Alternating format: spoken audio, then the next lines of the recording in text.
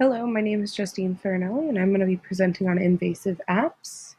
Um, have you ever seen an ad on Facebook that you never really searched for on your phone or computer? I know sometimes I find myself questioning, did I even really talk about that with someone? And here I'm seeing an ad about the exact item that I wanted to purchase or that I thought about looking into.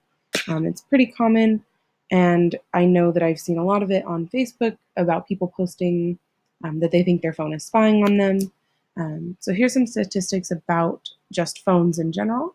96% of Americans own some kind of cell phones, whether that be a flip phone, smartphone, any kind of communication phone service. 81% of all of those phones are smartphones. So we're all walking around with a mini computer in our pocket or purse. And those are pretty big numbers as far as looking at the whole population of America. A recent study found that 91% of Americans feel as though consumers have lost control over their data. So I took this really as people feeling that they have no control over what happens with their information that may or may not be stored from their cell phones or computers or any electronic devices.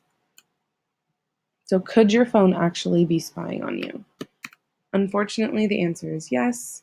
Um, when we do download apps, you could agree to vague privacy policies. So they're not very structured or laid out. So therefore, you don't really know what you could be agreeing to, whether that be the selling of your information or the tracking of your daily habits and locations. So it's really important that we look through those terms and services, even though they are long and wordy, and there's some really important information in there. What private information could be monitored? Um, it starts at noise. It could be the conversations you're having with your friends, your family, coworkers, also to the TV shows that you're watching. Your phone could be picking up on the specific TV show, so then therefore creating ads tailored to your interest. It could access your contact list, call histories, which could relate to your social interactions and how often you talk to certain people. It could be monitoring your emails.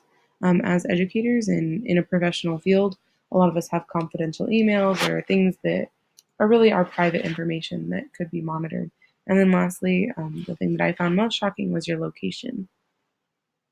So, who is at the root of this privacy invasion? It is all of the advertisers out there looking to make a sale. Um, so, how are they doing this? Smartphones have become so common and ubiquitous that technology is more accurate. So, an industry of snooping on people's daily habits has spread and grown more intrusive. With about everyone in America having a smartphone in their pocket, it's very easy to find whatever information that someone is looking for. Advertisers may also be able to learn something about you as personal as the hours you sleep by monitoring the level of sound through any app that requests to access the microphone. This means that even when you're not using your phone and it's just sitting on your nightstand next to your bed, it notices if there's no sound or anything, so therefore you must be asleep. So it's tracking your daily habits, tracking your routines and your behaviors, all through the microphone, camera, location services. So it's really important that we make sure that we are allowing access to those, to apps that we trust and to programs that we trust. Some really common threats that I was reading about were pretty surprising because I have most of these downloaded on my own phone. Google and Facebook were the main ones that I were able to find, and they both collect data to personalize services and sell ads to companies. So they can track your search history and pretty much anything that you look at online and then sell ads to these companies just to make a sale. So it's really a personalized way to um, show advertisements. Like I mentioned at the beginning, something that you might have thought of but never really talked about, they can tell just from your search habits and then also the locations that you're going. So if you're thinking about buying a new pair of shoes and you maybe search for shoes online and then you go buy a shoe store, it's going to start coming up with ads for shoes. Uber was another one that I found was really interesting.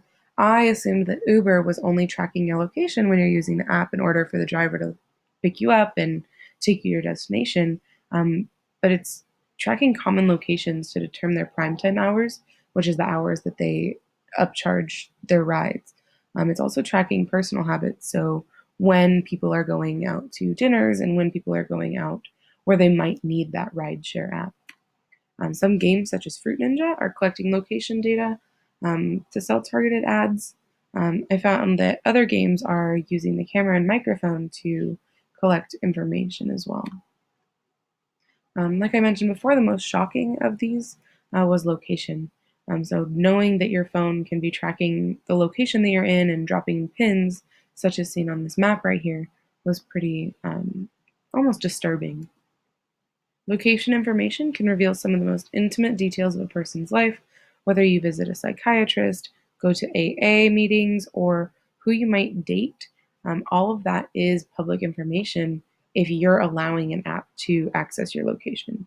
It's really important that we take the precautions necessary to avoid this privacy invasion, really making sure that we are only letting apps that we trust use our location and that we are reading through those privacy policies. This picture here is actually from the New York Times. They were able to open up a case and research on this woman, and it has a pin of everywhere that her phone tracked in about 4 months of data. So it shows that her location was recorded over 8,600 times, on average, once every 21 minutes throughout the day. So this is pretty realistic and shocking that you can see she wasn't even putting these pins on a map, and yet she was able to find where she was at these times, showing that she went to her ex-boyfriend's house, went hiking with her dog. It showed her going to work and how long she spent at work. And so it's just something to think about and something that we should all be aware of. Always remember to ask yourself, why does this app need to access my camera or microphone? So if it's a gaming app, why do they need your camera? You're not taking pictures of things for the game, therefore they shouldn't need to access your camera or your microphone. Here's some ways that you can check to see what apps are accessing these things. So if you have an iPhone, you can go into your settings, then go down to the privacy tab. Then you can scroll all the way down to a category such as the camera, microphone, location services. There you'll find a list of all the apps that you have given permission to use that service. So you can therefore toggle on and off to decline that they can't use your camera or can't use your microphone. If you have an Android, you're going to go to the settings as well, go down to apps, and then you can go and click on a specific app and it will show you all of the permissions that that app has on your phone. A lot of people might connect the dots and realize that they're trading their data and privacy for a free service, but that's the world we live in. So it's really it all boils down to reading those privacy policies and realizing, yes, this is a free app, but it's not really free because they are selling your information if you're agreeing to it. And that's all I have for invasive apps. So I hope that you will go into your settings and see what permissions you have allowed apps to use on your phone.